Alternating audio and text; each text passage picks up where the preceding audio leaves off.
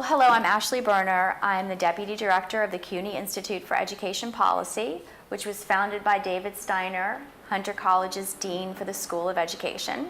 Joining me today is John Rose, the Dean of Diversity and Compliance at Hunter College. Thank you so much, Dean Rose, for being here with us at the start of a busy semester.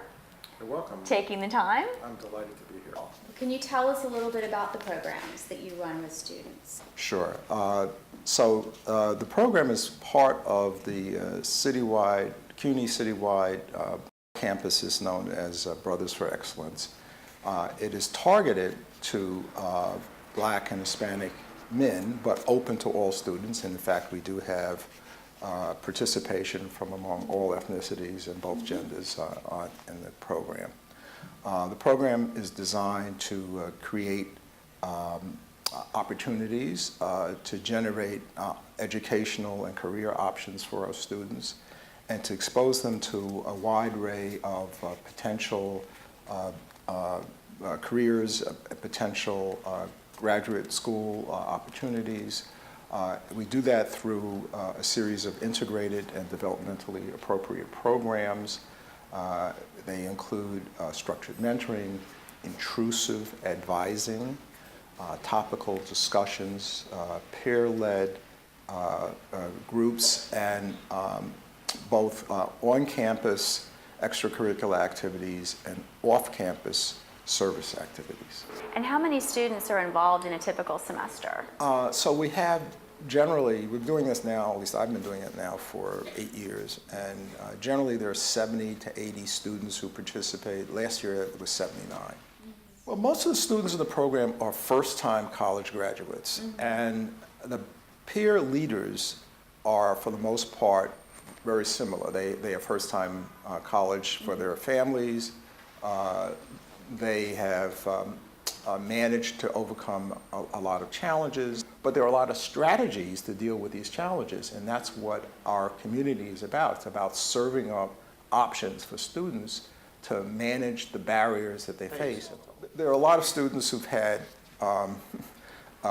family or other difficulties, but let me talk about a student who is one of my favorites in the sense that while very, very bright, this student absolutely was reluctant to ask questions, reluctant to talk about himself. And so we talked in one of our topical sessions about the importance of self-branding. And your brand really is your reputation.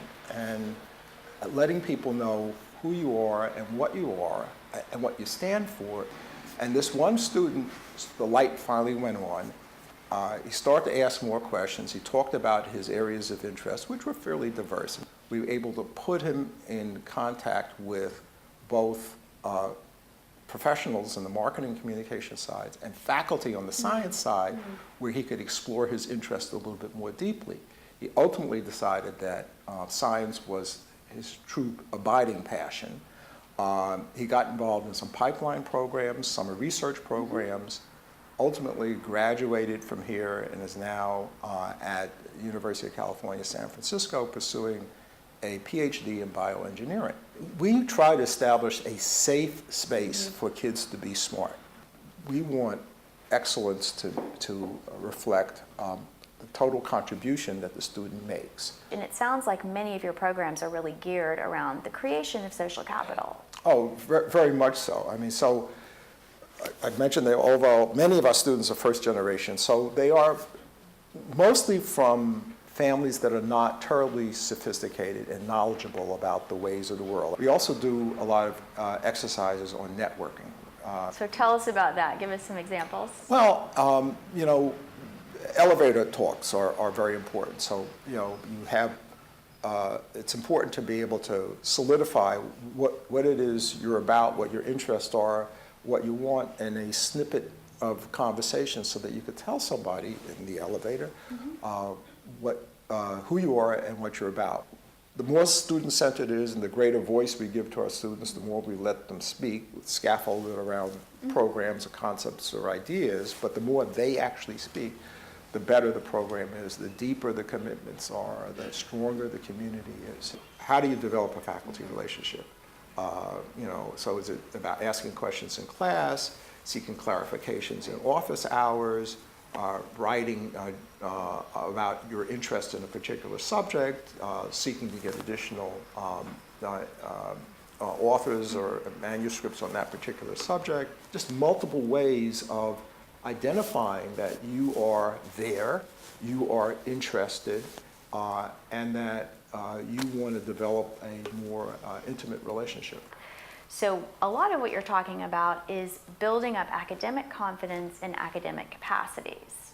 So can you say a little bit more about that? Sure. So again, we hope that academic achievement is a byproduct of all of the activities that we do. And we do celebrate, as I mentioned, students who do very well academically. Sometimes we have students who do well academically actually talk about how they managed it, what they did, what their techniques were, how they studied, how they interacted with other students, the amount of time that they spent on it. Well, one of the things that you're talking about is really engaging the whole college community in this project of assuming responsibility and making college completion not just getting through college, but preparation for the rest of life. One of the responsibilities of the college community. So how do you go about that leadership in a college system? When you have interest from the very top Right. in the success of the program, it makes it easier. We've had faculty involvement, and I think whenever the faculty get to know our students, particularly our better students, it becomes organic. It's really easy. Those who have worked with our students are looking for more. So how large could you go with your program? If wish list, 5 years from now, how many students do you think you could really accommodate? You know, the reality is I do think that we've been at a good place. I think we can grow a little larger without a loss of intimacy, but intimacy is really important, and I think that's what helps create the community and drive the program. So this is a way to kind of nourish the city of New York. I think so. I mean, we think our students are pretty remarkable, and we know in time that they'll be here to serve their respective communities in the city itself. Why is this even on our radar? What's really at stake here? Well, I think that the college completion gap, raises a bunch of issues, not only social justice, but more our sort of global competitiveness. So we're faced now with a talent shortage because our country, which used to be the leading producer of college graduates, is lagging far behind both European and other Asian countries. And so if we are not graduating enough students to meet our current needs for knowledge workers, given the demographics of our country, with students of color becoming the majority of students in the near future, unless we start addressing this gap, we're going to fall further behind. If you were talking to college administrators who were contemplating a program such as the one that you run, what's some advice that you'd give them up front? Start small. You can't, if you start large, it'll dissipate. So you've got to start small. You've got to get a core of people who are involved and who believe in the program. You've got to get leadership in the program that is generationally relevant to the students that you're dealing with. It's got to be student-driven and student-centered. One of the challenges, I think, for us in the beginning was that we weren't sure from year to year whether our BMI program would be funded by the city council. Right. And so that long-term commitment matters. Right, it certainly does. We are now baselined in the city budget so that there's an expectation that we will be around for the long haul, and that makes all the difference in the world. If you were talking to some of your students before they came to Hunter College, and they're in high school, maybe they're not confident that they could make it in college, or maybe they think they'd like to try, but they're not sure, what would you say to them? Well, since we're at Roosevelt House, I think what I'd say to them is an updated version of what Franklin Delano Roosevelt famously said at the inception of World War II. We have nothing to fear but fear itself. So that's a way of saying that, you have nothing to lose, that even failure is an opportunity to learn something about yourself. So shoot for that college because you have everything to gain and nothing to lose.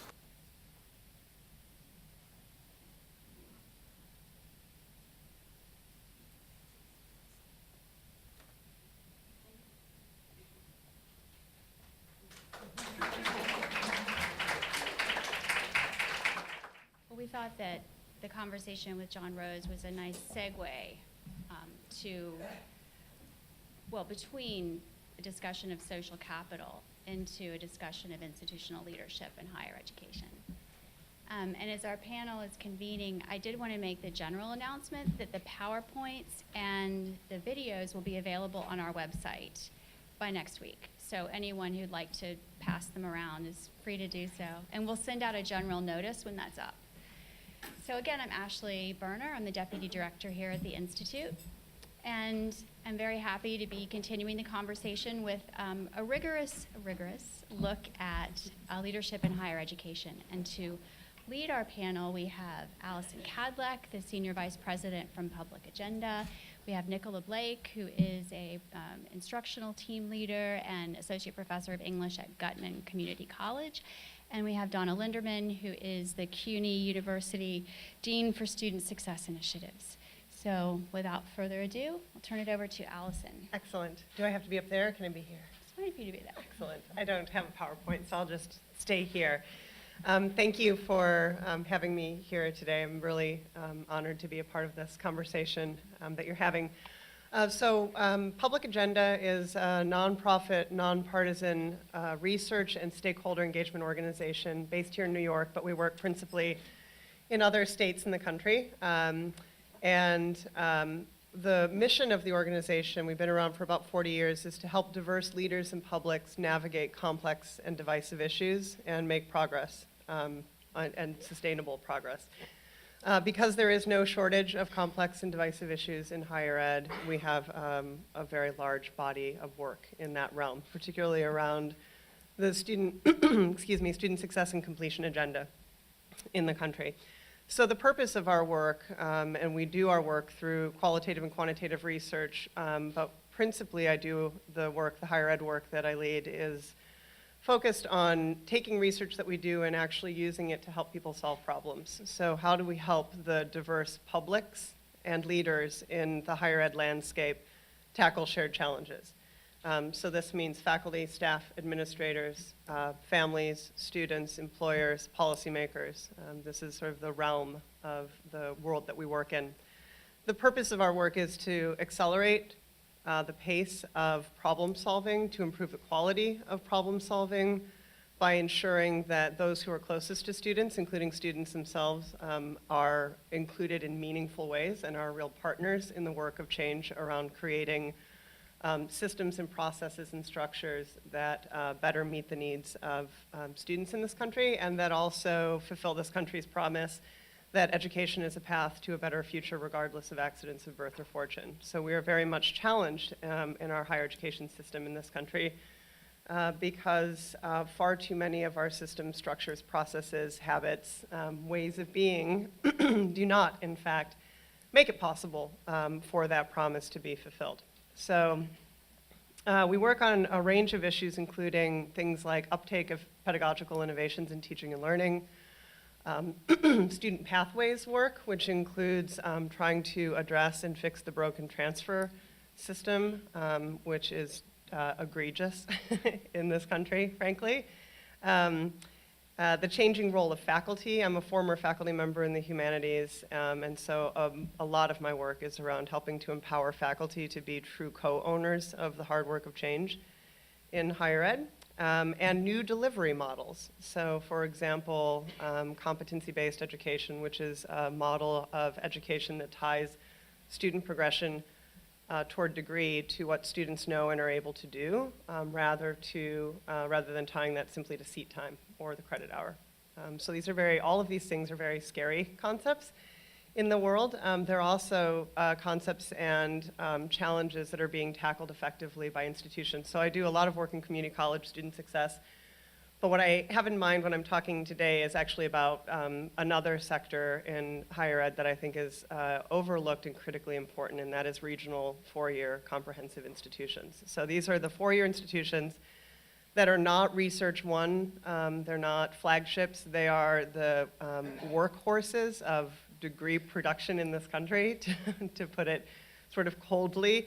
But they are the places where, for the 35 million Americans in this country that have some credits and no credentials, that these can be a tremendous engine of college completion. But they right now are struggling, as the rest of the country is struggling in higher ed, with the challenges that, the particular challenges of now, right? So shrinking resources, ongoing disinvestment, public disinvestment in higher education, a changing student demographic. So what used to be called the non-traditional student is now the new traditional student, right? The student who is the first in their family to go to college, the student who is the unconfident learner, the student who has a complicated life, or all of the above, right? So in an environment where there are shrinking resources, greater challenges, greater pressure from policymakers in many states, policymakers are taking it upon themselves to take heavy-handed top-down approaches to higher ed reform, and that we will see how that plays out. We are seeing how that plays out in countries, or in states across the country. And so there are a number of challenges that these institutions, regional four-year institutions, are facing, an increasing competition as well from the for-profit sector, right? So the future of these institutions is uncertain, and historically they have tried to orient themselves as emerging research institutions. But more and more, these institutions are actually looking at their function as engines of degree attainment for the communities that they serve, and they're reorienting and thinking about their work differently. And so those are the institutions that I'm very interested in. So it's in that context that I want to just talk for a couple of minutes about what I have observed in recent years around the changing role of faculty, particularly in this work. So in the context of increasing pressure and shrinking resources and students with more challenges, as well as the opportunities created by tremendous advances in cognitive science, technology, predictive analytics, the kinds of things that make it possible to do new and interesting things. At institutions, faculty roles are changing. And the response to this change is uneven and its future is unknown, but it's absolutely critical to get a handle on it and to understand and to empower faculty to, in fact, lead and drive this conversation in the country. So some of the shifts that I have observed happening working with faculty is a shift from a focus on teaching and delivery of content to a focus on fostering learning. And that's a very different mindset for faculty. I know, as a former faculty member, that we were not trained as teachers, right? We were trained as subject matter experts, and research was prioritized over teaching, and preparation for teaching was, at least when I was a faculty member, was non-existent.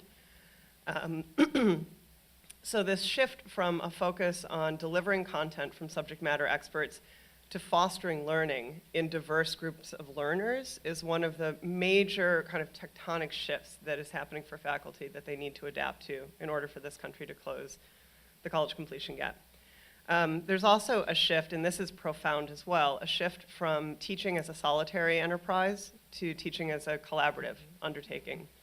It's very rare today that you will find faculty members who aren't closely connected to, for example, instructional design specialists, to those who have deep knowledge of how students learn. I mean, these are, and I'm talking about I think the institutions that do the best work around this, and so I'm thinking of places like Austin Peay State University in Tennessee, University of Texas at El Paso, places like that. So we're teaching, the function of teaching shifts from being a solitary enterprise to being one of collective ownership and collaboration and creativity, creative collaboration. There's also a shift in focus from the students in my class, my class, and once they're done, they're gone, and really who cares where they go, to a focus on really caring about and attending to and having the connections across departments to understand and pay attention to the student's full pathway, right? The student's trajectory, their educational journey, how they're navigating it, what are the conditions for success, what do they want to do, why does it matter that they're learning about John Dewey, for example, why do these things connect to the other things that they're learning, and to care about students beyond your class, right? So these are some of the big changes that faculty are undergoing in the faculty role, and this is to say nothing of the disaggregation of faculty roles that come with some of the models in competency-based education, where faculty work with instructional designers, they work with assessment specialists, they work with coaches and others to create a pathway for students that's very different from the traditional ones that most of us have experienced. So so these are the kinds of shifts that are happening, and they require a kind of attention to adaptive or transformational leadership that is very difficult for most leaders to cultivate.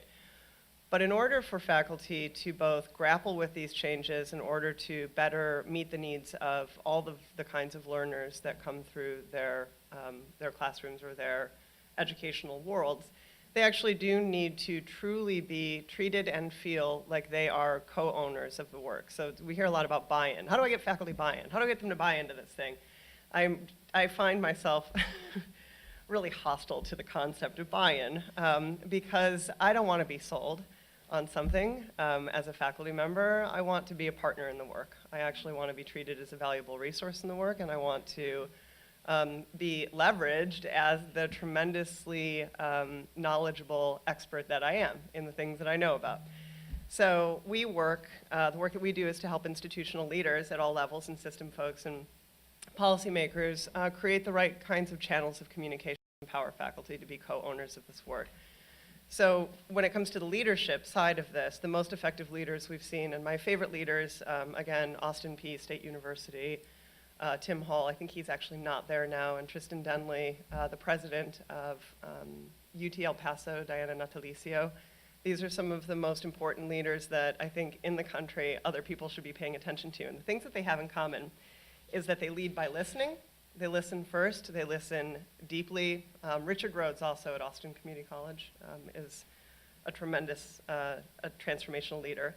They demonstrate respect for the campus community in all kinds of ways, little ways, including never bad-mouthing anybody, no matter how mad they are, behind their backs or to them, those kinds of sort of simple practices of demonstrating respect. They create a healthy culture of evidence, and this is absolutely critical because the right use of data is essential for both making a case for change and actually making change. But too often, and most often, data is used as a hammer or to shame or bludgeon, and not to create conditions for inquiry, for collaborative inquiry about what we're doing and how we can do a better job of it. A consistent, relentless focus on student success and the mission of the institution. Diana Natalicio decided 25 years ago that UT El Paso was going to have a twin commitment to access and excellence for Hispanic students in that community. It is a border town with Ciudad Juarez, and so they today have, 25 years later, they are fulfilling that commitment in all kinds of profoundly interesting ways. And the faculty there are among the most positive and sort of truly co-owning the work. They feel attached to the mission. They find that their personal identity is attached to the mission of the institution, and that even very difficult decisions about classes that they love to teach but they don't get to anymore, they're okay with, because they actually have a kind of larger through line to what it is that the institution is trying to do. These leaders also incentivize collaboration and innovation, and they create opportunities to take risks and fail. It's really hard to do that in education because when you fail, you're failing students. But to truly make progress on these kinds of issues and to innovate in the ways that are most important, enlightened leaders And transformational leaders need to create space for people to try things, low-stakes ways for people to try things that don't work, and to make it better. So those are the kinds of practices of enlightened leaders in these environments. They're the practices that are the most important to be cultivated across the board. And I think without them, we will not see the kinds of changes and progress in the sector of regional comprehensives that we need to see in order to close the college completion gap. No, thanks. Thanks. Thank you all the organizers for inviting me to present, and the panelists for sharing their work, and the audience, the practitioners who are all here sharing with that work to break the status quo. And I think before we start, there's one brief activity I want to do for half a minute. And I'll contextualize it a little bit. So if you would like, can you take out a piece of paper for me or write on a sticky? So you'll have to write because you'll have to share too. This is what happens after lunch. I know the tricks. So Gutman College, I think is a paradigm shifter, and it's also a place of high impact practices, the brainchild of John and Tracy and many of the brilliant thinkers across CUNY. And when I think about intentionality of why the college was founded, I think a lot about the idea of place. And when I say place, I'm thinking of actual spaces, but also a figurative notion of space. So I want you to take half a minute and tell me, why do you think place is important to a 17 or 18-year-old student? And I'm not going to define place further. So you only have half a minute. You can't, steal my time too much. Why is place important to a 17 or 18-year-old? One sentence. Write it. I saw a hand. So you're going to switch with your partner next to you, switch with someone next to you, and the person next to you is going to make a comment on what you wrote. You can raise your hand if someone next to you didn't write something. So you have 20 more seconds, guys. Okay.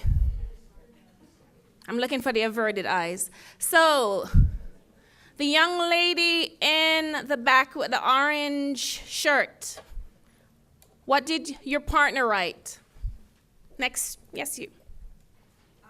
Place is important to a 17, 18-year-old because identity is influx and they crave a fresh start. So identity is influx, they crave a fresh start? Yeah. Okay, I need a male participant, so the gray sweater. I love that. So they need to connect with something outside of themselves. Identity is influx. And I want you to hold on to that notion of place as we run through the slides, and I'll be quick on some of the slides. So I feel like Gutman is also a place. It's kind of my what if place, my what if college. What if a student could earn credits while they're, getting their skills? What if I have to understand that maybe someone's homeless or hungry, and then I'm not using those notions to say, I'm tagging you as lazy. What if a comment or an extra visit to an office hour could lead to a generational change? So we heard all the speakers earlier talking, and I feel like Gutman becomes that what if college. It's the college that's trying to embrace all those scenarios to say there's this holistic approach that's necessary for students, and it's not in the only way, but it has the potential to be one of those elements. A lot of things we do at Gutman is we don't lecture to people, and there's always an activity, and I even thought about having us, post it the whole Roosevelt, but then I shut that idea down quickly because I don't think it would be appreciated that much. But it's the whole notion of we're thinking of 17 and 18-year-olds entering into space and place, but also a college that's trying to shift paradigm along with ASAP and all these wonderful programs, and to become this what-if scenario that leads to generational change. So I'm going to just give you a quick backdrop of Gutman. So we understand that colleges like Gutman Community Colleges and innovative practices like ASAP, we're all about the business of making those generational changes and looking at whether or not students are ready for college and some of the approaches that we can use to make sure that they access excellence. And I think that the chancellor, when he spoke at Gutman, he said that there's some kind of tensions between access and excellence, because we feel like if we give access, we're also not talking about excellence, which we talked about earlier when we talked about academic rigor. And I feel like that tension is always there. And it's a tension that we see when you see a college that tries to give credit to remediation work. There's that tension. Well, is the student college ready? And I want you to hold on to that as well. So Gutman started in 2012. It was conceptualized, 4 years before. We're a diverse urban student body, 692 students. We do have a youngish population. 85% are 19 or younger, underprepared, first-generation college students. In fall 2012, we had 289 students. That's after the census date, meaning who stays after we do the rosters. In fall 2013, we had 493 students. And fall 2014, we have 692 students, and we just took on 400 and I think about 17 students. And 80 students graduated from the first class just this summer. 100% of the freshmen are full-time. 90% of all students are full-time, so even in the second year, even though in the concept paper we didn't mandate full-time for the second year, we've seen that the students do go full-time.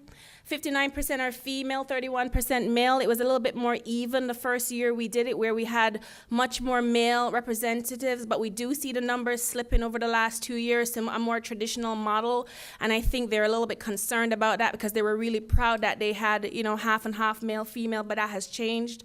All the boroughs are represented. It's a diverse student body with Hispanics and African Americans making up the largest population. We have 5-degree programs. Health information technology is not on the books currently. It should be on the books within 2 years. We took it off to do some revamping of the curriculum. We have energy services management and environmental services to come. So right now the students are majoring in business, information, liberal arts, human services, and urban studies, with liberal arts, of course, being the largest major and human services the second major. All students, so this is the neat part, all students, regardless of their skill sets, begin their post-secondary academic careers in the same set of credit-bearing courses, and I'm going to show you what that looks like in a minute. Students are in learning communities, so they travel in cohorts. You've heard that word a lot today. Most students take about 18 to 20 hours of course work that they have to do every day for 5 days a week. It's a 5-day-a-week program. It's a pretty big investment where you're there 8 to 1 or 1 to 6. There's intentional academic and personal support provided by instructional teams. And the overview. So the first year experience has a summer bridge program, which is mandatory. It's full-time first year, which I said before. They're in learning communities, and I'll talk a little bit about house and cohort structure on the next slide. It's interdisciplinary, experiential, so most classes have to spend some time outside of the classroom.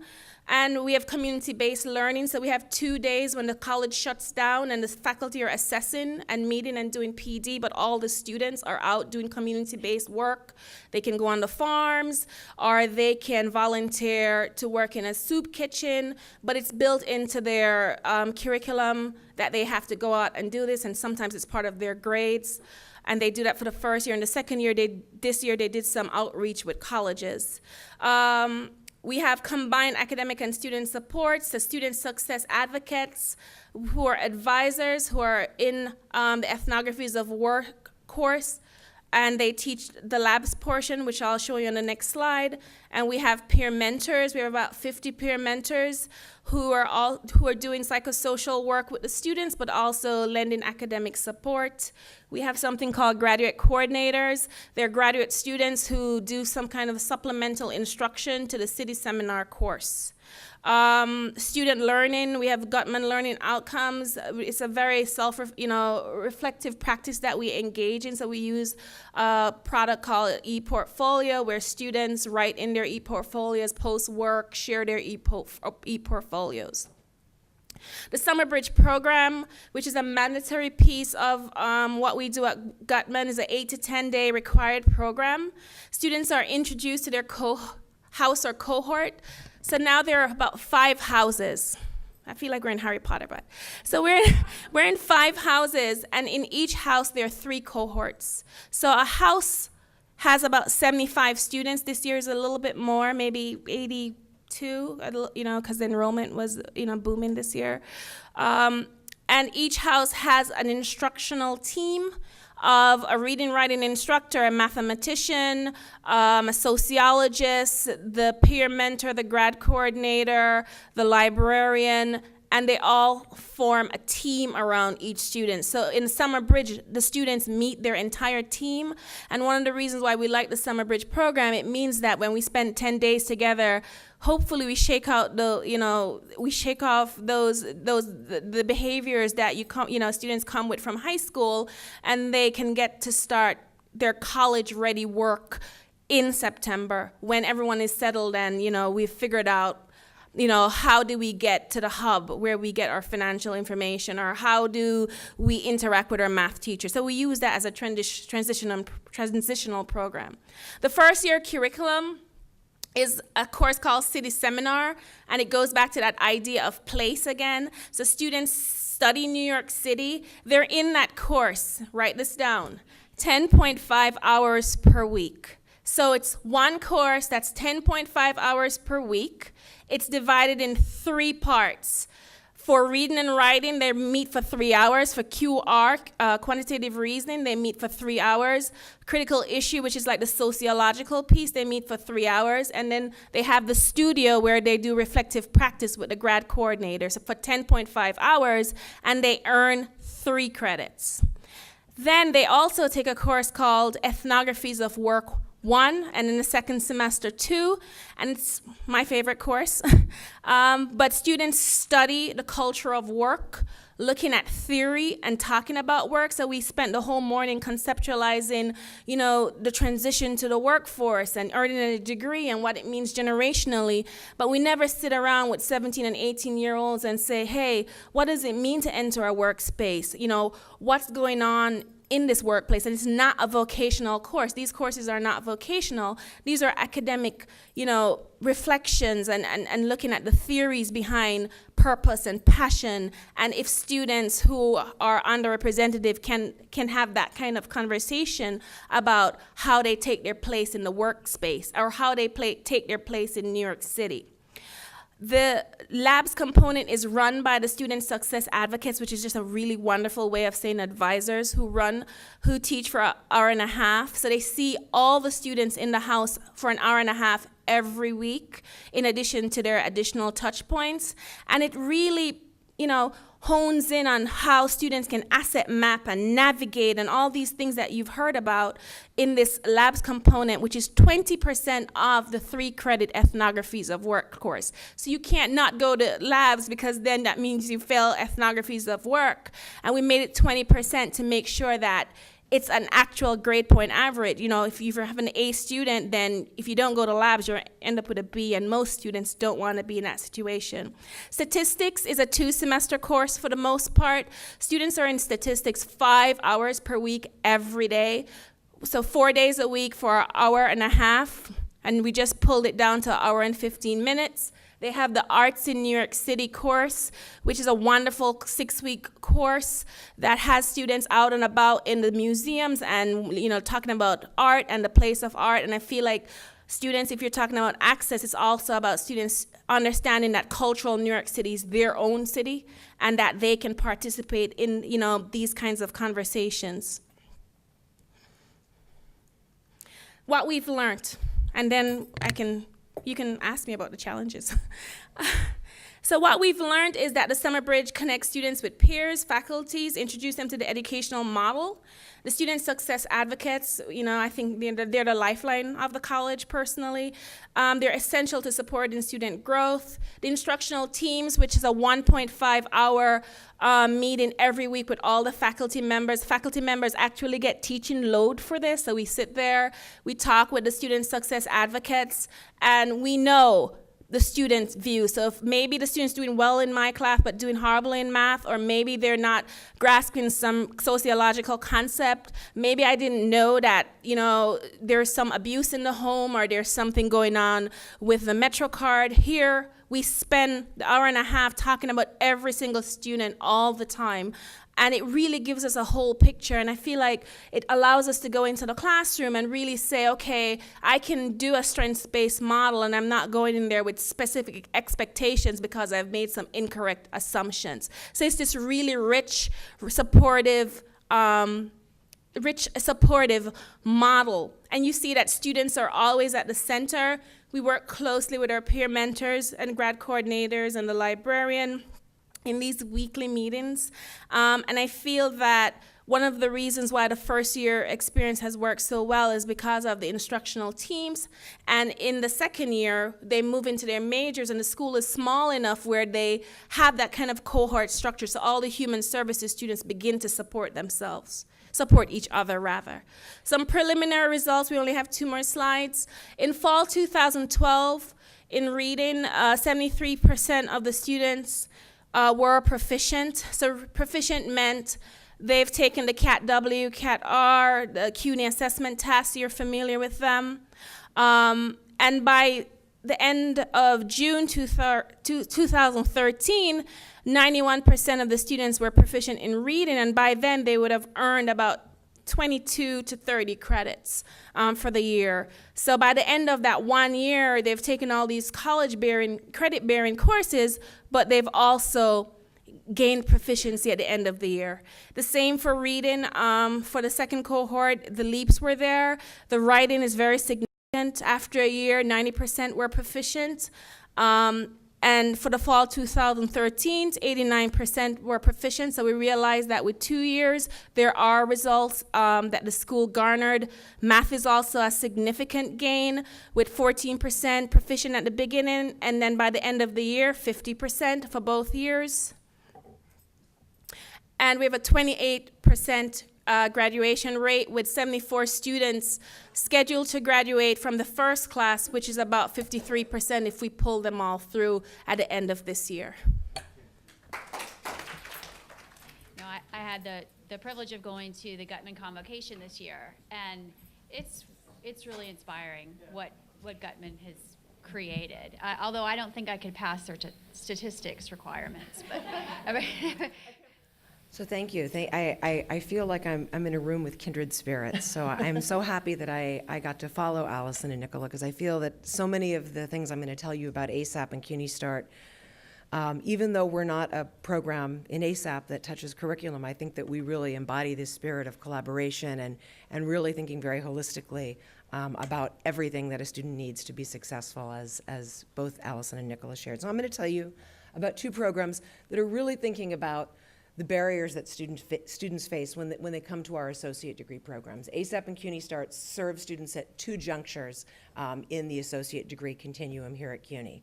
So the barriers are common for all the students that come to our associate degree students, and perhaps to the regional colleges that Allison talked about as well. They arrive poorly prepared based on their prior experiences. Higher education is frequently competing with other aspects of their life. They have to work, they have personal issues, domestic responsibilities, and frankly, colleges, no matter how small or how big, are frequently disorienting and confusing places for them. Procedures, departments, systems, mores, things that no one tells them to do or how to do them before they get there. So we don't make it easier for them. So ASAP and CUNY Start were really an attempt to try to remove as much confusion and directionless pursuit as possible. So a little bit about the ASAP theory of action.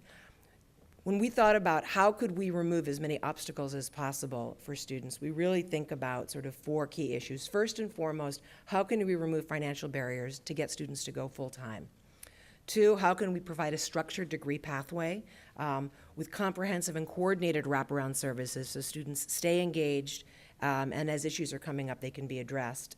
How do we set high expectations for all of our students? Some students are always going to succeed. We want all of our students to succeed, and we think that begins by establishing high expectations that all of them are fully capable of doing that.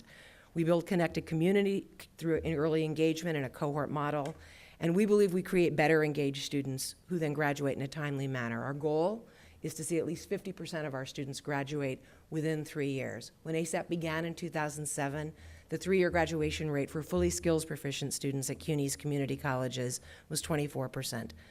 And so Chancellor Goldstein is an ambitious man, and he charged John and the whole group of us, let's see if we can get there, and we certainly did.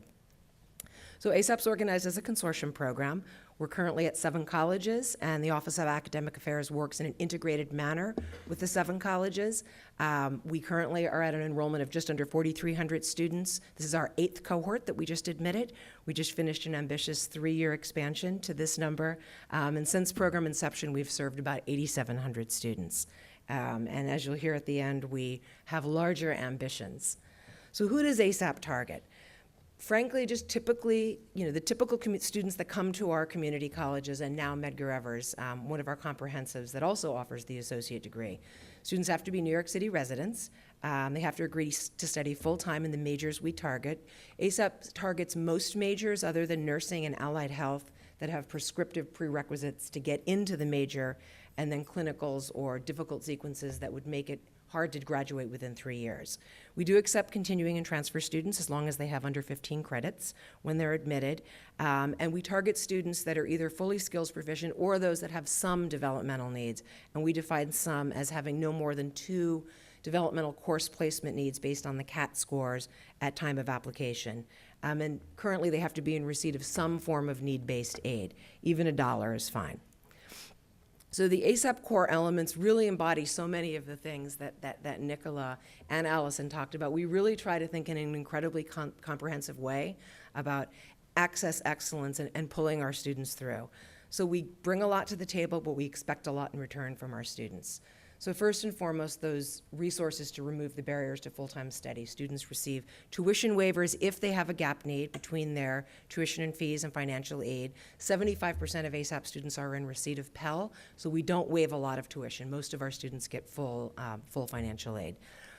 Free use of textbooks for required classes, the monthly Metro cards, very essential, rated as the highest and most valued financial resource for our students. But more than that, it's also the structured pathways and the comprehensive supports. Students take blocked classes in their first year. It's not quite as rigorous as what they're doing at Gutman, but they are in at least 3 classes together with their fellow ASAP students to build community. We require anyone that has remedial need to immediately and continuously address those needs. We're very aggressive about use of winter and summer sessions. We really want to see students taking advantage, especially of those free USIP classes that are available to students with developmental need. But even once they're matriculated, we want to see students taking credit-bearing courses in winter and summer to build that degree momentum. And then the comprehensive support services. You called it a lifeline, Nicola. Our advisors are really the heart and soul of our program. If you're an ASAP student, you're assigned to one advisor who works with you from the minute you walk in the door until the day you graduate. They're there to guide your academic progress. They're there to talk about your personal growth needs. They're there to talk about issues that might be coming up at home. And we may not be able to solve them. We probably can't solve them individually as program staff, but we will guide the students to the resources they need to hopefully help them with those issues. We have embedded career development services. Our advisors reach out to faculty to ask for feedback on how students are doing.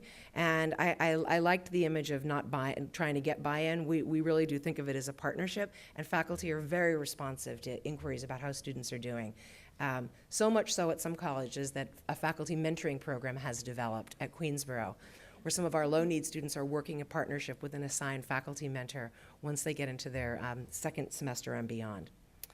And then we have summer institutes and a whole range of opportunities for students to interact. Another hallmark of the program is very rigorous use of data. We're extremely focused on looking at how we are doing in a regular, ongoing, timed, and consistent manner. We look at our data together as program staff. We share it with college leaders and university leaders.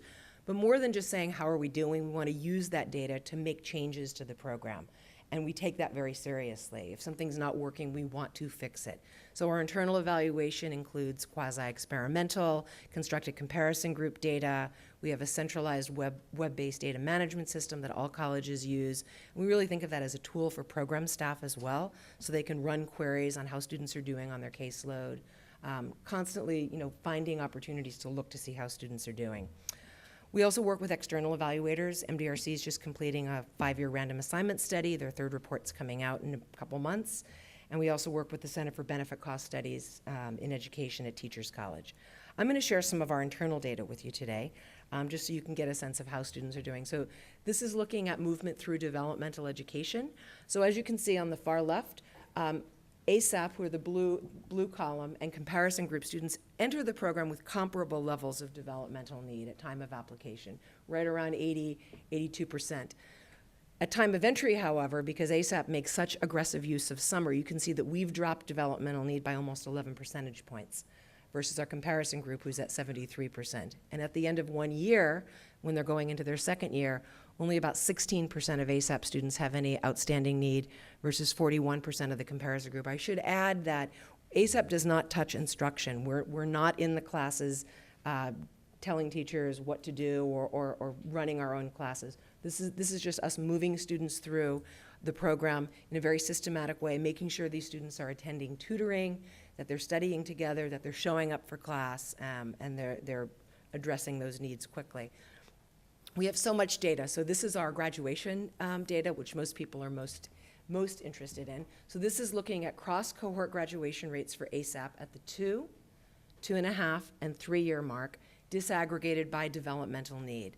So as you can see at each juncture, ASAP significantly outperforms the comparison group, regardless of whether they had developmental need when they entered or not.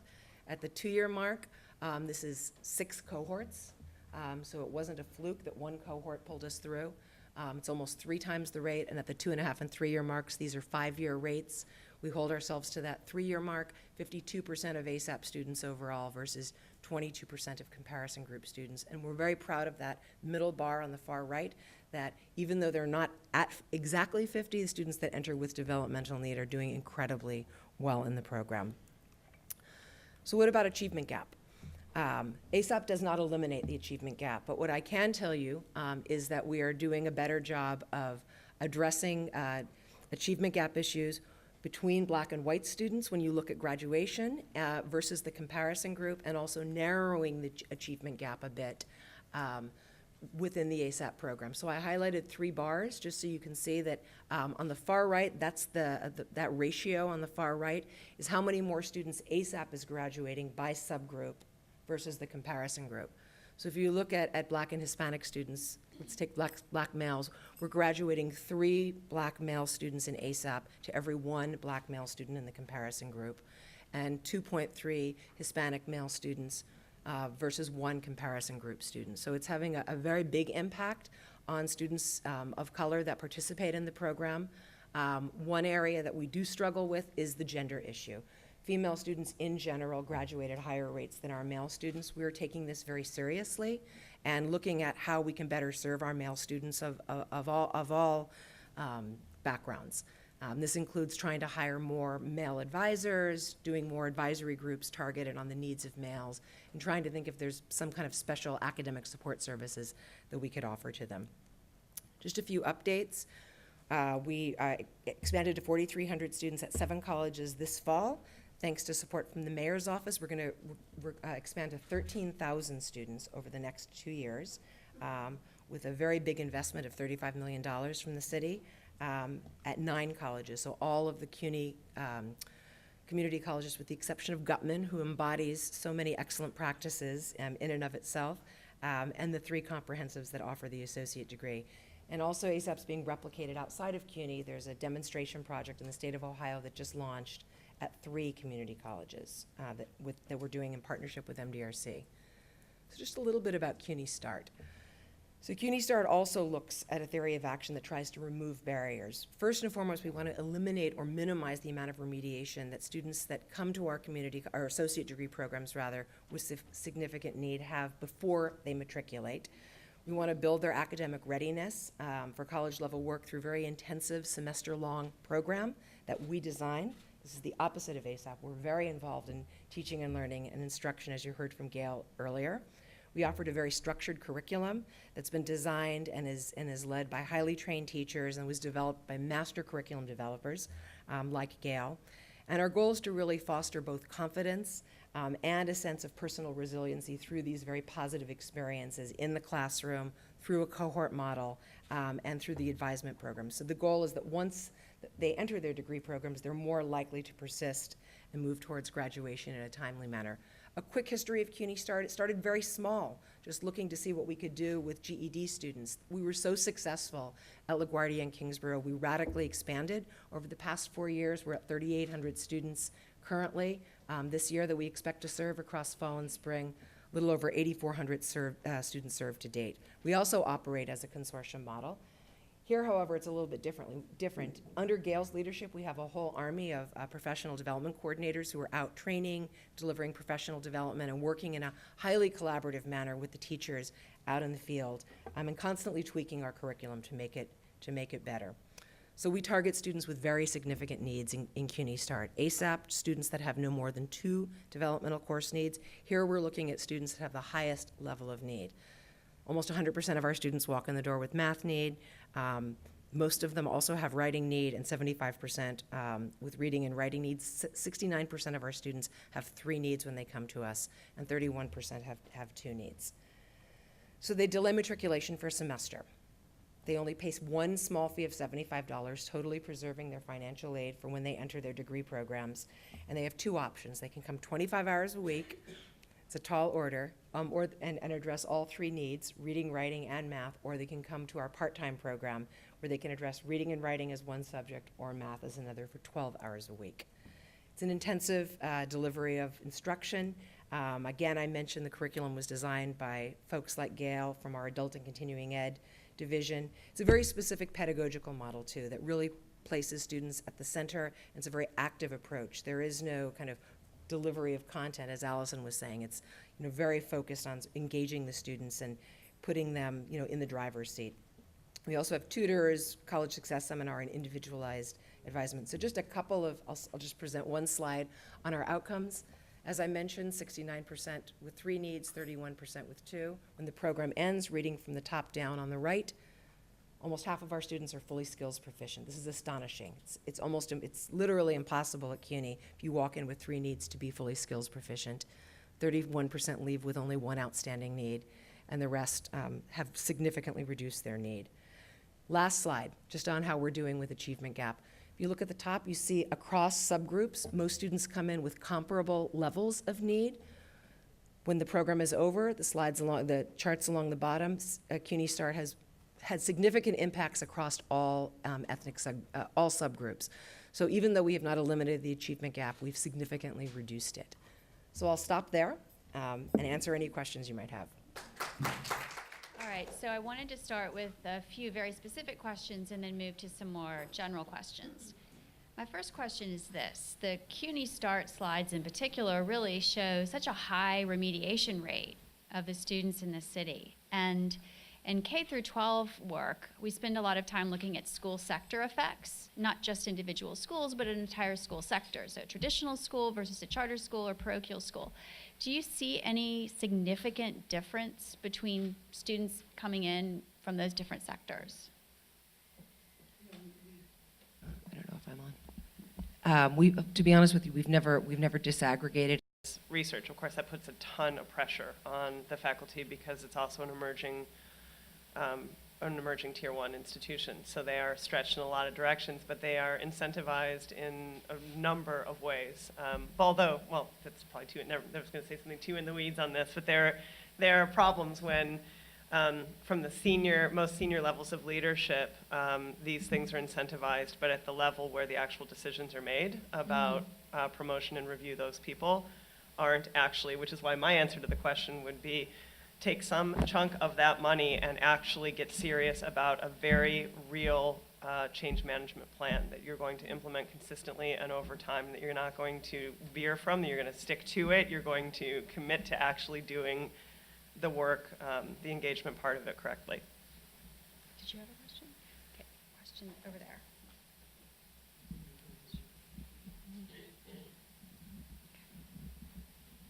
This will I be our just last question. two things. Hello. Okay. First, Don, I wanted to thank you for that perspective about thinking about how CUNY overall as a system can change, because I know that one of the challenges for my young people for admissions to Gutman and to ASAP is that they require full-time participation, and for so many of my students, they have to do part-time. There's just not another choice with the other obligations they have. The second thing is that this morning there were a few allusions to that there's another challenge. After getting in, staying in, there's this challenge of getting work after you get your degree, right? So, excuse me. So I was wondering if there is something that faculty are doing at the higher education level to kind of help students and think about the world of work and the skills and becoming more aware of what is expected, and also that there's a skills gap even after they graduate from college that employers are Right. looking for, and if you could just speak to that a little bit. Thanks. Yeah, Nicola.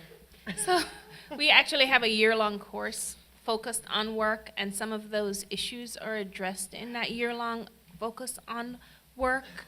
I think that one of the things that Gutman has also tried to do is try to take away some of those barriers by giving students on-campus jobs. I know that Danny, who's behind you, who's the director of peer mentoring, also hires students even though they've left Gutman College. So it's really trying to find opportunities for students outside of the two-year experience, but also if they're going off into the workforce to make sure that they have all those skills needed to be successful in the workforce. And I feel like that one-year course, Ethnographies of Work 1 and Ethnographies of Work 2, tries to address that. And with the applied sciences degrees, there's an internship component, and for human services, there's a fieldwork component. So it's also getting students those real-life opportunities to go out in the field while they're getting their two-year degree, which is also valuable. And I do believe, internships are scalable, and supporting fieldwork is scalable. And the fact that this notion of work is embedded in the curriculum. How do you become a student, but how do you enter the workforce is a real thing, and I really think that's scalable. In the early college high school that Cass Conrad is working on right now, she's actually working on bringing the Ethnographies of Work course to the 9th graders and pairing the faculty who teach that course with the high school teachers so that students in 9th grade begin to look at some of these concepts and theories from 9th grade. So that way when they come to the two-year experience, it's a rich experience, but it carries that conversation all the way through 4-year, if they attend 4-year, or into the workplace in a real and concrete way. Okay. Well, I think that this has been a really enlightening panel. Thank you all so much. We could thank the panelists. And we'll go to David Steiner for the closing comments. So I will be very brief. You've been very patient. I will quickly say my thank yous and then just a couple of thoughts. Obviously to our President Hunter, Jennifer Rabb, to Chancellor Milligan, to Deputy Mayor Bury, all our moderators and panelists. It's really been an astonishingly substantive discussion about difficult issues and exciting ideas too. To my team, to Ashley Berner, to Kelly Siegler-Steckler, to my Mick, these are folks who have done unbelievable numbers of hours of work to bring us to this day. The CUNY team, and I want to begin by thanking John Mogilescu, my colleague, many years. He really is behind much of what you've heard from the CUNY colleagues. This has been an astonishing journey that John has led. And I'm delighted that on this day, at least, we can bring this into the sunlight it deserves and continues to merit. To Eric Hoffman, Tracy Mead, Cass Conrad, Amy Perlow, Amanda Daly, Mary Hybert, to a name that I will mispronounce, Lubitsin Depovic. I want to say thank you to all of you on this team. Let me offer you a few quick thoughts.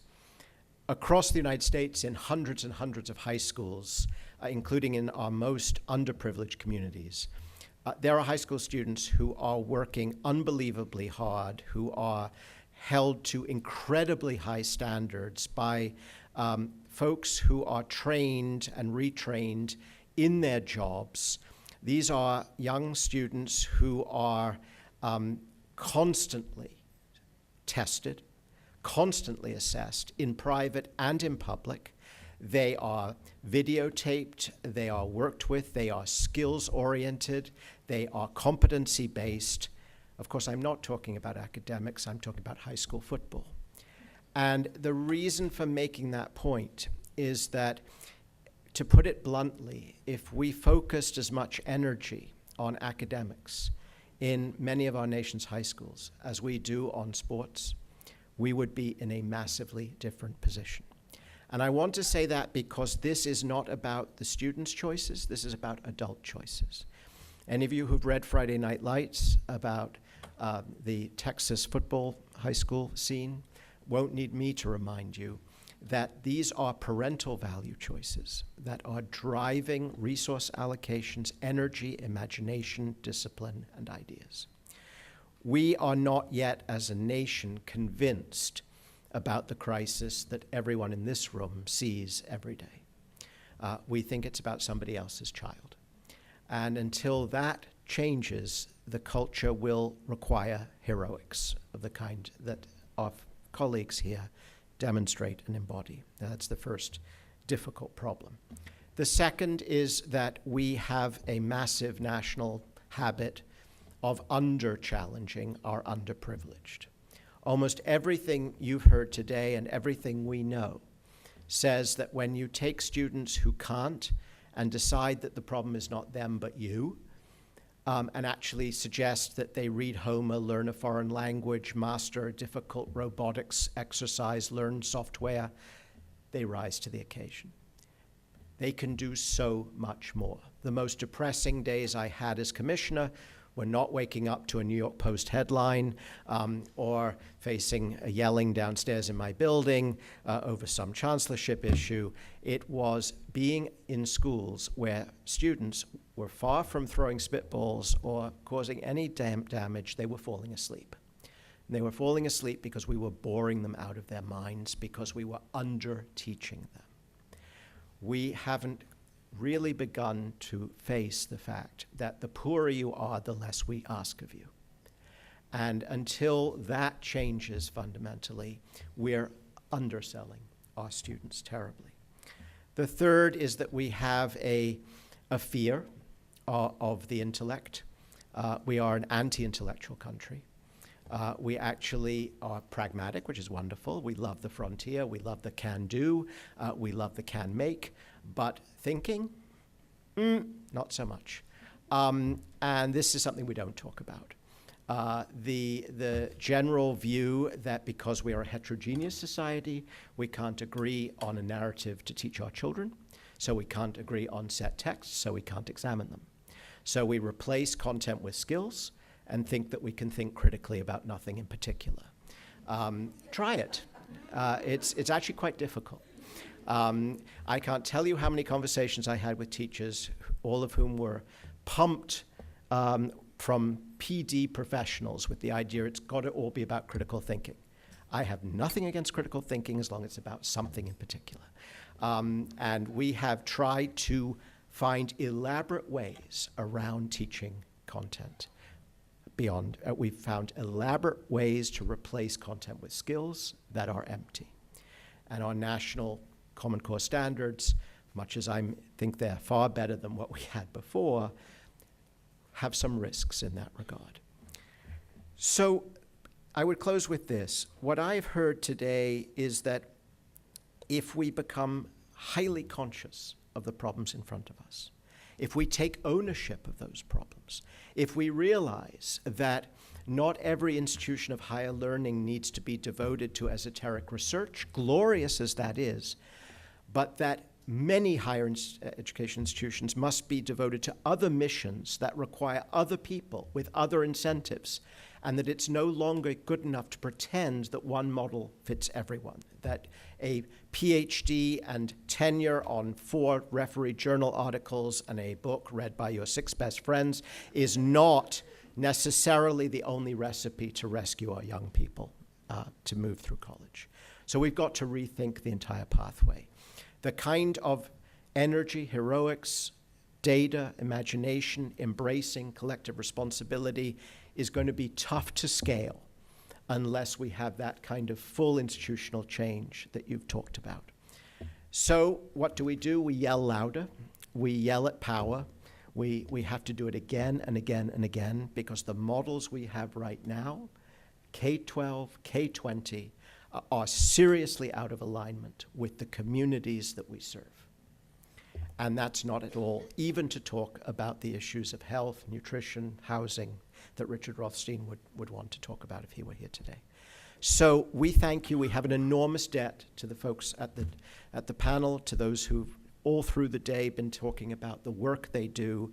We who are in a position to write about it, think about it, advocate for it, have our responsibility. Everyone in this room has theirs. But this was a serious, substantive discussion about things that matter, and that's what this institute is about. And so I'm honored by your presence, all of you here today, your attention, your kindness. Thank you very much.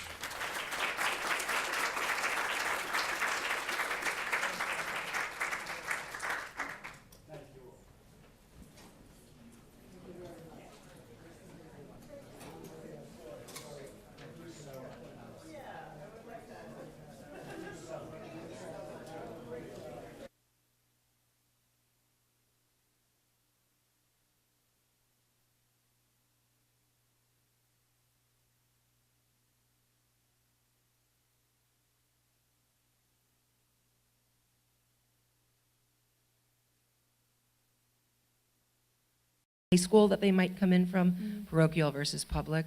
But what we do see is that the program is impactful for all types of students, whether they're GED students, whether they attended high school in a foreign country, whether they went to a public high school or parochial high school. The program is very impactful for students that come from sort of a variety of high school or high school equivalency backgrounds. And same for Gutman? Is that about? Am I on?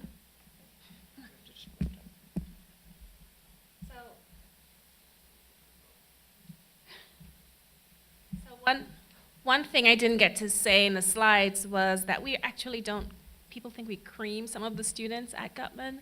So the admissions process is open admissions like all the other CUNY schools. There's a 2-step admissions process where they come for a group session to see if it's the right fit, because it is full-time. And then there's an individual one-on-one with either a peer mentor or a faculty or a staff member. There's no inventories, just a conversation. And whoever deposits first, or first come, first serve. So when you look at the work that we've done with the students, they're all differentiated. It's all GED or high school students. We don't have international students yet, but it's a similar population. Okay. Just wanted to ask about the $35 million that the mayor's office has offered to expand the ASAP program. And of course, looking at the data, it's clear that this is a good thing for students. But whenever there's an innovation like that that's going across an entire system, there's resistance, right? It's natural that there could be college presidents who are feeling a little defensive, or faculty who are wary. What kind of resistance do you expect to see, if any? Do you have a plan for handling that? So CUNY is a large system. People are very passionate about their work and feel very strongly that what they're doing is in the best interest of students. Sometimes the data doesn't back that up. And so I think some defensiveness and resistance is a natural part of an initiative or a set of programs being recognized and expanded with significant resources. So you know, as I've learned from many years working with John, you pull those close to you that are ready to move forward and to work effectively, and you start the work. And that's sort of our strategy, and that we may not make true believers of everyone, but deep down I do believe that everyone that works at CUNY, that runs colleges, that teaches, that serves as a security guard does have the best interest of our students in mind. And so I hope that as the good ship sails forward, we pull them along on the journey. Go ahead, Allison. Yeah, so I think a couple of things that you have going for you in this, just looking at sort of change management in this work around the country in similar places, you have really great data to share with folks about the impactfulness of the work. And what you said about bringing along those who are most ready, I think I think about in the work that we do with institutions and systems, that you identify those who are ready to go, and you sort of empower them. Exactly. But that the most kind of important group of folks are the people that I would call the thoughtful skeptics. They're not at the other end of the spectrum of folks who, no matter what it is, they're against it. That is, some percentage of faculty or staff or administrators will always be in that camp, and it is my advice every place that I work that you don't waste your time there, but that you do really focus on what is the broad swath of the middle, people who are deeply committed to students, but who are skeptical because for very good reasons and for long histories and whatnot, and you work to empower the people who are ready to roll with you to bring more of those folks in the broad swath of the middle along, because one of the dangers in work like this is that you rely so much on the people that are ready to go that you rely on them until you burn them out because you have no choice. And so the work of kind of creating succession of champions, right, by bringing along the thoughtful skeptics it's worthwhile work to do, and it's long-term work. If I could just comment, I really appreciate that feedback, and I love that term.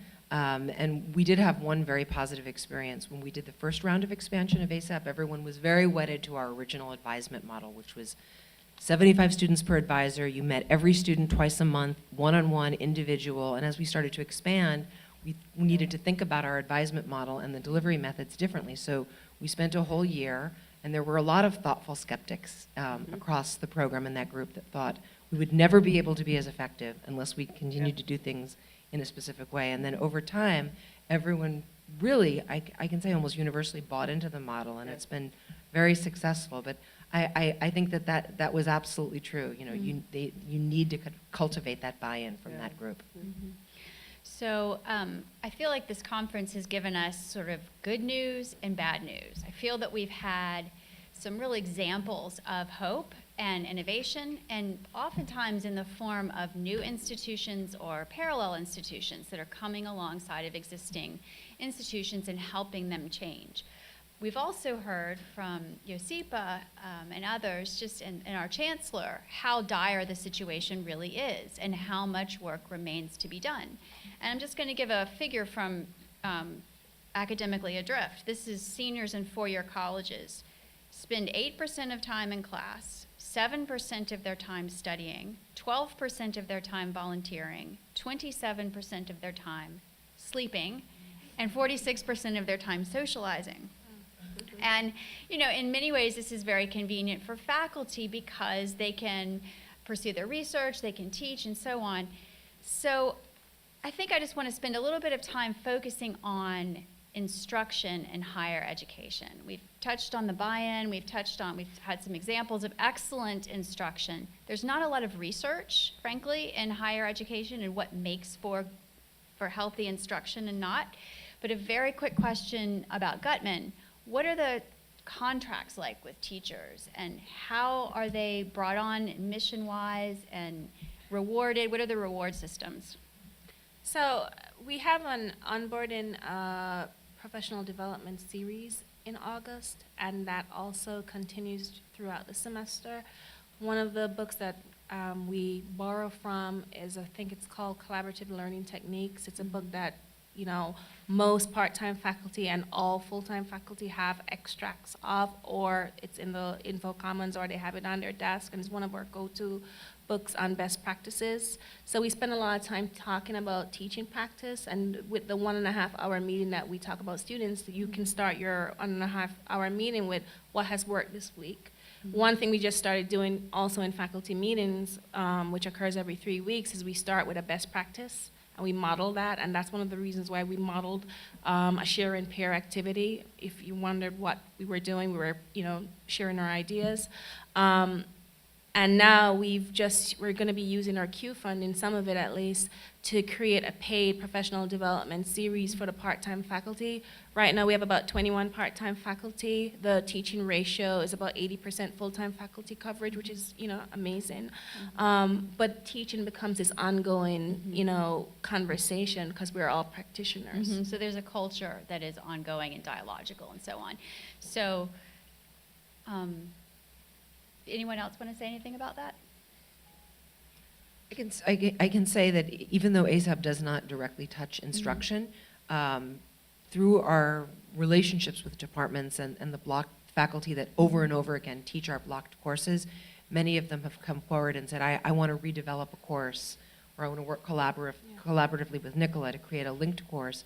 And that is really where I've seen some excellent instruction going on, where faculty really are very committed to saying, I want to do better.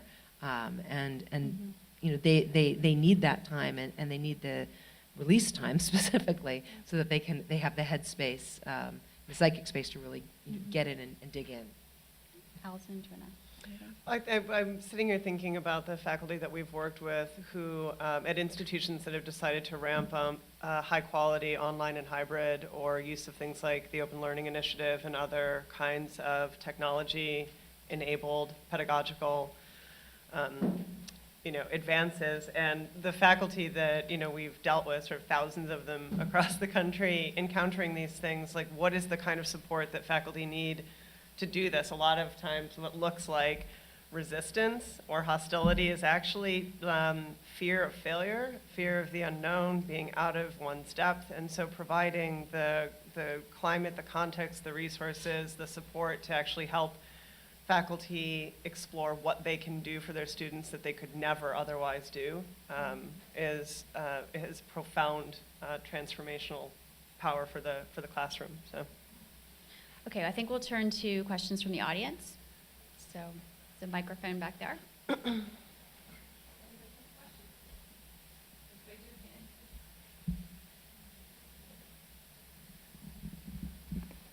Given the plans for scaling up ASAP to 13,000 students, how might technology help you do that? Early alert systems or analytics or other technological interventions, or do you expect to be able to keep the personal touch with the advisements and communications within the program? So we'd like to do both. We definitely want to infuse more technology into the work we're doing in our advisement programs. We're also thinking about our ASAP seminar, which is a group advisement program. Some of our colleges have very serious space issues, so we'd like to think about how we might be able to put some components of our ASAP seminar online using Blackboard. We understand it's not quite that easy. You also then have to know how to manage it and engage with students. But we absolutely will make more use of early alert and want to infuse more technology, both in advisement and in our seminar.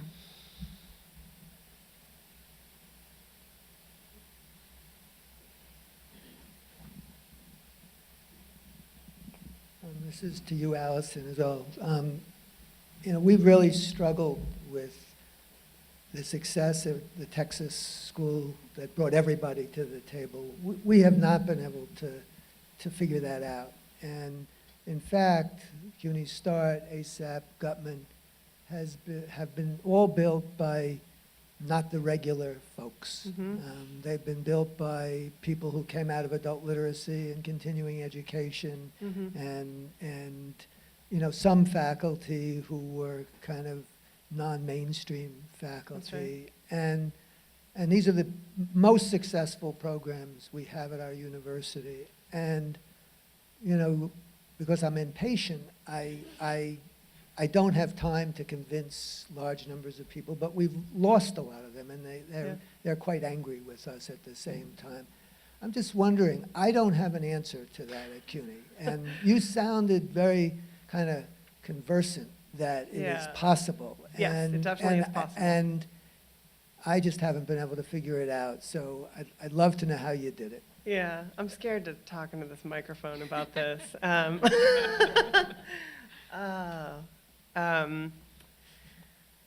So I, as an observer, somebody who has not worked directly in the CUNY system, but as an outside observer of the work that you have been doing, the tremendous work that you've been doing, I have, I think the idea, and you said, the idea that I don't have time to bring everybody along. You don't need to bring everybody along. But it's important not to lose people unnecessarily. And I have, how do I put this? Oh dear. I think that because in a complex system where you are trying to make sort of radical, real, lasting change for student success, that some of the mundane attention to details that get lost along the way because people are extremely busy end up being the things that can come back to be problematic. So opportunities to listen and resolve emerging conflict early on can pay off in the long run, both understanding who it is that you'll never bring along, but also understanding that there are a broad swath of people who seem like they are, potential enemies of the work, who actually need an opportunity to deliberate meaningfully about what this work means for them. And people, in my experience, and this is only experience-based, people can live with things that they don't like, but they cannot live with feeling that they've been steamrolled. And whether or not that perception is true, and this is, so I spend a lot of time telling policymakers you cannot just top-down heavy-handedly do this. And then I spend the other half of my time like a double agent at institutions saying they're totally going to top-down this in heavy-handed, and you can't just sit there on the sidelines complaining and sitting on your hands and being grouchy, and because they're caricaturing you as wanting to like mow your lawn at 2 p.m. and write your book on Derrida, and you need to like get it together and get at the table, and then saying to policymakers, you can't do this without them, And so it's a balancing act. Both are wrong and both are right. But people, in my experience, there has, as we have worked, with faculty and particularly resistant around particularly difficult issues like outcomes-based funding and things like that around the country, it is when faculty and staff and others have meaningful, structured, ongoing opportunities to be heard, and that their having been heard is reflected back to them repetitively, redundantly, incessantly, because people don't hear that they've been heard, that you begin to make progress. But the fact is that you can't, you're going to have problems along the way. So let me just follow up for a second. Yeah. Conceptually, I buy that entirely. Yeah. And I would love to bring all kinds of people on board. But I've been at CUNY for a really long time. Yeah. So, and I've watched small experiments. I've watched things that everybody thought were going to lead to success. Yeah. Have not. Yeah. And then we came to think we have to do these things totally differently. Yeah. And the fact is we have success, and Yeah. and I hate that we have alienated anybody along the way, but I go back to my one point. At what point Yeah. is there so much time going by and so many Yeah. students who are being disadvantaged that it really, Yeah. you can't wait any longer? And that, so there is also that circumstance. We have encountered places where the work has to get done. You have a responsibility to create real structures and mechanisms for listening and including perspectives, but you have to do the work. And in some of these cases where we've worked, as decisions are made and as, so on the one hand, we often say, if you think you don't have time to do it right by doing sort of careful, thoughtful, authentic engagement along the way, you actually are sort of kidding yourself, because the time it takes you to get back on track after you've burned goodwill that you could have marshaled, it takes a lot longer than actually taking the time to do the listening right on the front end. At the same time, at some point, when decisions are being made, things will get, I have seen, sufficiently uncomfortable for those who will never get on board, that they go. Mm-hmm. And that is the answer for some. But I think more often than not, unfortunately, there's a lot of unnecessary burning of goodwill that could have been avoided and I would say there's one kind of, this is again abstract, but it also is such a strong basis in research.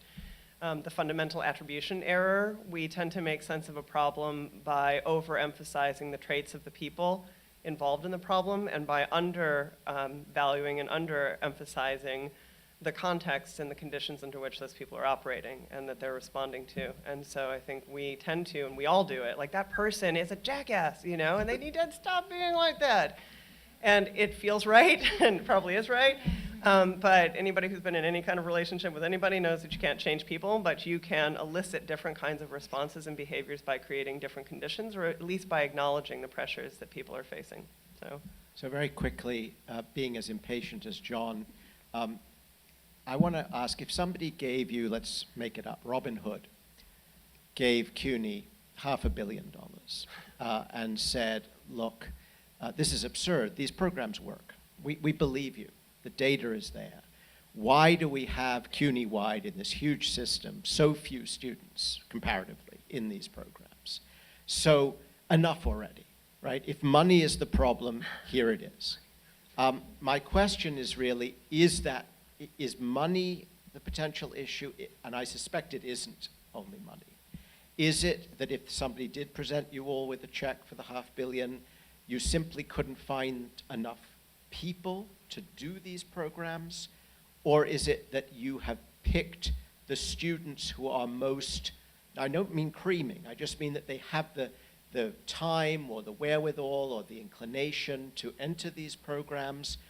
What would you do? Because scaling for all of us, for policymakers, people who sit where I sat, is it. I mean, we believe me, we've seen 1,000 good programs, and they all die. Yeah.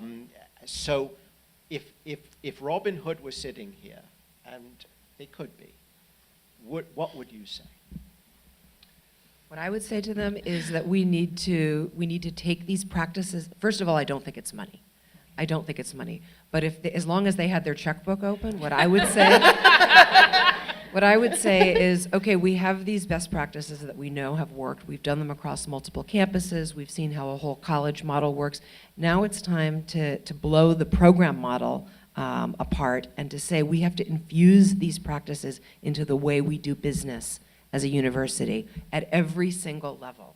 So we have to reconceive advisement. We have to reconceive faculty workload. We have to reconceive how we admit students to this university, how we serve them, every single aspect of how we work with students, and how faculty are treated, and how people are promoted or not promoted, or what their workload is. So that's what I would do. I would say, let's take what we know works and let's kind of like a virus, bleed it, infuse it through this system, and not call them programs anymore. Let's just say we're going to change CUNY. That's what I would do.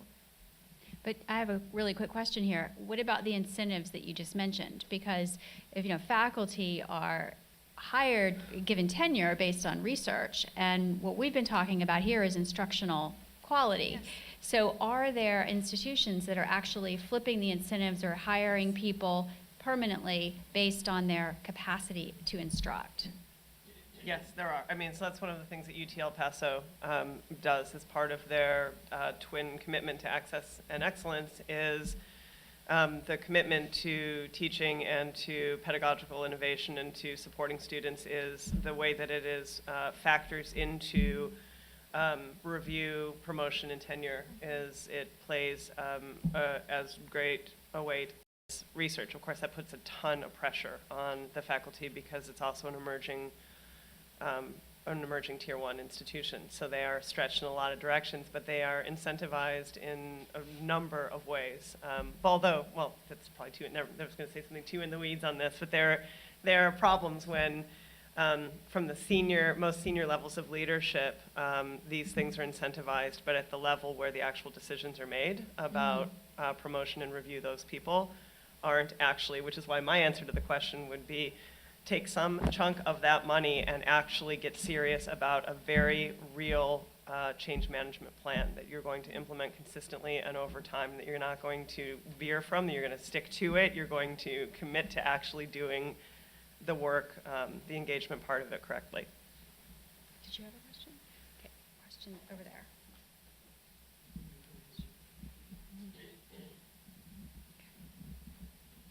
This will be our last question. Two things. Hello? Okay. First, Donna, I wanted to thank you for that perspective about thinking about how CUNY overall as a system can change, because I know that one of the challenges for my young people for admissions to Gutman and to ASAP is that they require full-time participation, and for so many of my students, they have to do part-time. There's just not another choice with the other obligations they have. The second thing is that this morning there were a few allusions to that there's another challenge. After getting in, staying in, there's this challenge of getting work after you get your degree, right? So, excuse me. So I was wondering if there is something that faculty are doing at the higher education level to kind of help students and think about the world of work and the skills and becoming more aware of what is expected, and also that there's a skills gap even after they graduate from college that employers are looking for, and if you could just speak to that a little bit. Thanks. Yeah, Nicola. So we actually have a year-long course focused on work, and some of those issues are addressed in that year-long focus on work. I think that one of the things that Gutman has also tried to do is try to take away some of those barriers by giving students on-campus jobs. I know that Danny, who's behind you, who's the director of peer mentoring, also hires students even though they've left Gutman College. So it's really trying to find the opportunities for students outside of the two-year experience, but also if they're going off into the workforce to make sure that they have all those skills needed to be successful in the workforce. And I feel like that one-year course, Ethnographies of Work 1 and Ethnographies of Work 2, tries to address that. And with the applied sciences degrees, there's an internship component, and for human services, there's a fieldwork component. So it's also getting students those real-life opportunities to go out in the field while they're getting their two-year degree, which is also valuable. And I do believe, internships are scalable, and supporting fieldwork is scalable. And the fact that this notion of work is embedded in the curriculum. How do you become a student, but how do you enter the workforce is a real thing, and I really think that's scalable. In the early college high school that Cass Conrad is working on right now, she's actually working on bringing the Ethnographies of Work course to the 9th graders and pairing the faculty who teach that course with the high school teachers so that students in 9th grade begin to look at some of these concepts and theories from 9th grade. So that way when they come to the two-year experience, it's a rich experience, but it carries that conversation all the way through 4-year, if they attend 4-year, or into the workplace in a real and concrete way. Okay. Well, I think that this has been a really enlightening panel. Thank you all so much. We could thank the panelists. And we'll go to David Steiner for the closing comments. So I will be very brief. You've been very patient. I will quickly say my thank yous and then just a couple of thoughts. Obviously to our President Hunter, Jennifer Rabb, to Chancellor Milliken, to Deputy Mayor Bury, all our moderators and panelists. It's really been an astonishingly substantive discussion about difficult issues and exciting ideas too. To my team, to Ashley Berner, to Kelly Siegler-Steckler, to my Mick, these are folks who have done unbelievable numbers of hours of work to bring us to this day. The CUNY team, and I want to begin by thanking John Mogilescu, my colleague, many years.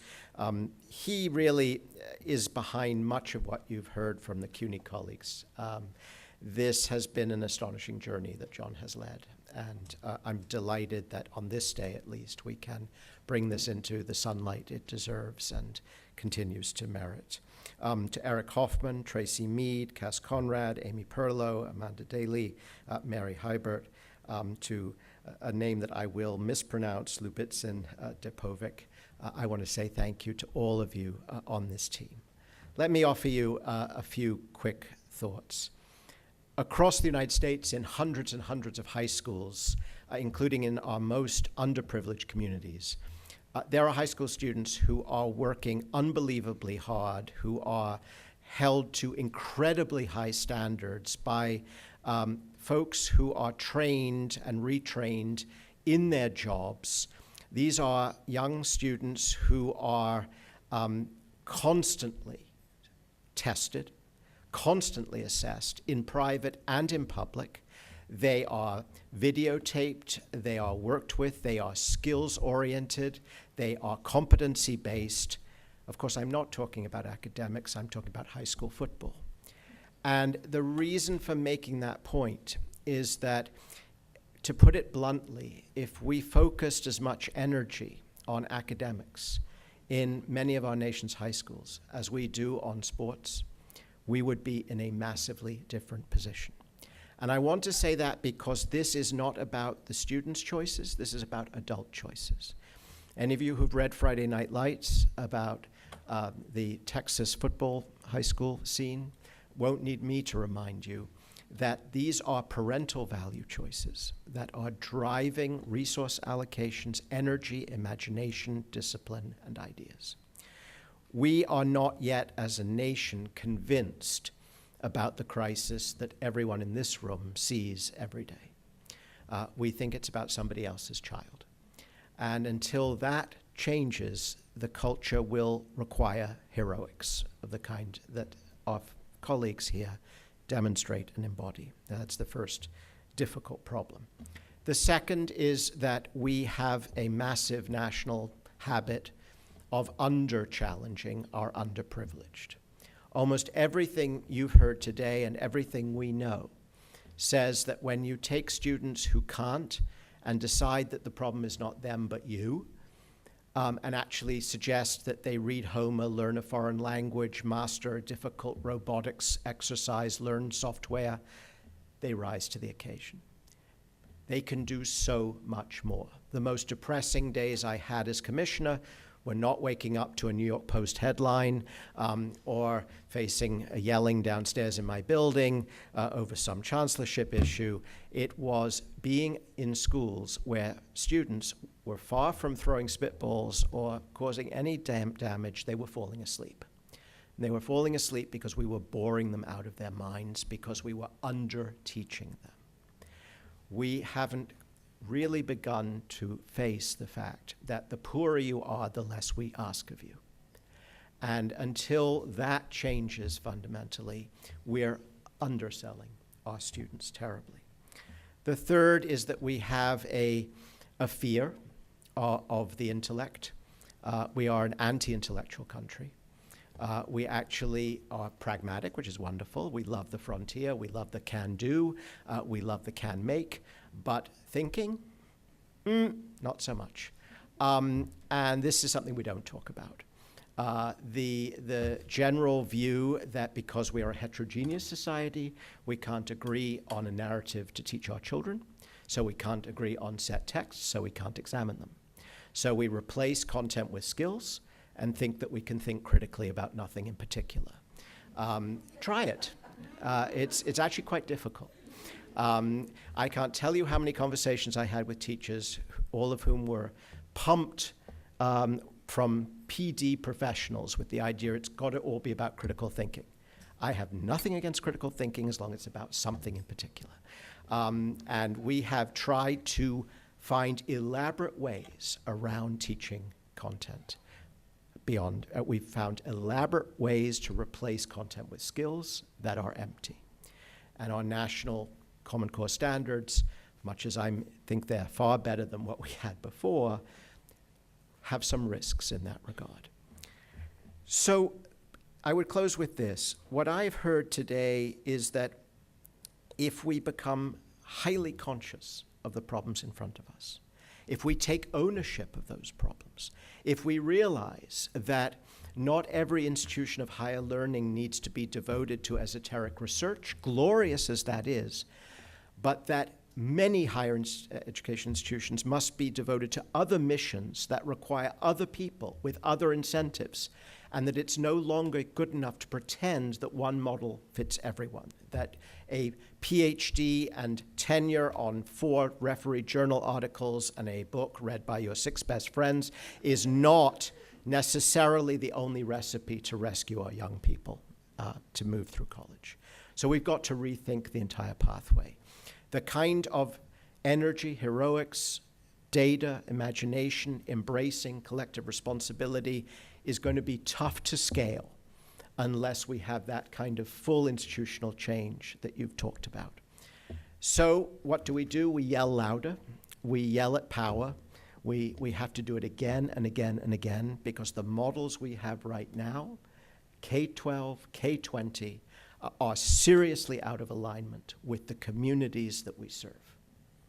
And that's not at all even to talk about the issues of health, nutrition, housing that Richard Rothstein would want to talk about if he were here today. So we thank you. We have an enormous debt to the folks at the panel, to those who've all through the day been talking about the work they do. We who are in a position to write about it, think about it, advocate for it, have our responsibility. Everyone in this room has theirs. But this was a serious, substantive discussion about things that matter, and that's what this institute is about. And so I'm honored by your presence, all of you here today, your attention, your kindness. Thank you very much.